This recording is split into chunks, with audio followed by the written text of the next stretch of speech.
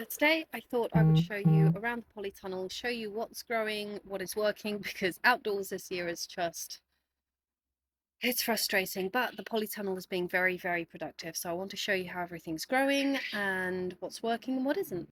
So first thing when I come in, ignore the plate. That was the base of a lemon tree that my brother gave me that he thought he'd killed. He hasn't. It's now back to life, but I'll show you that another day. This is my lemon verbena. My mother-in-law got me this, but then she warned me that I really shouldn't keep it outside because it's very frost sensitive. So I want to remember that, so I'm keeping it in here now.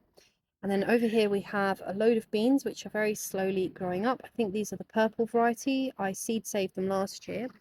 And then this is the grid structure that I had going on in here. As you can see, the thread has, well, not the thread, the string has already started to break.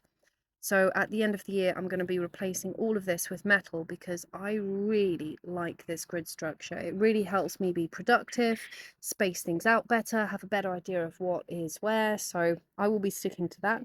This is a poppy that's self-seeded, but it's one of the ones which have the really nice edible seeds, so I'm leaving that. Then I have some parsley, which has gone to seed. I'm going to let it do that because I want the seeds for myself. Same with the spinach. I'm letting that go to seed deliberately.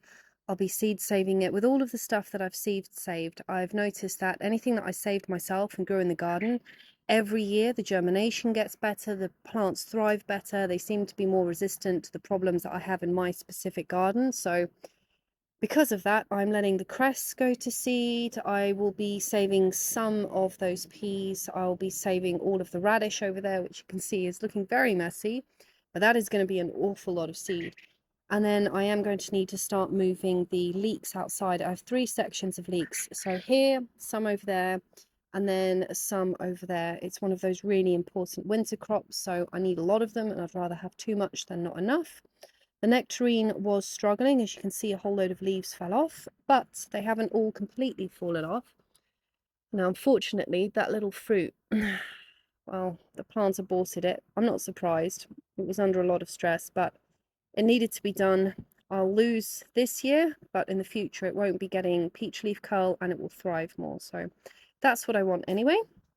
I have a pepper over there, Mizuna, which as you can see, I am letting go to seed. I'm trying to pull all of these forward so that they actually spill into the walkway. Same with the radish because I don't want them flopping over onto the plants which are next to them. A few more weeks and I'll be able to seed save all of these, so it's not a problem.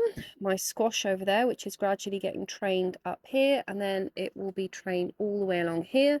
This creates better airflow and makes it easier to pick the squash. Beans, tree cabbage, and then the field beans, which are finally starting to produce.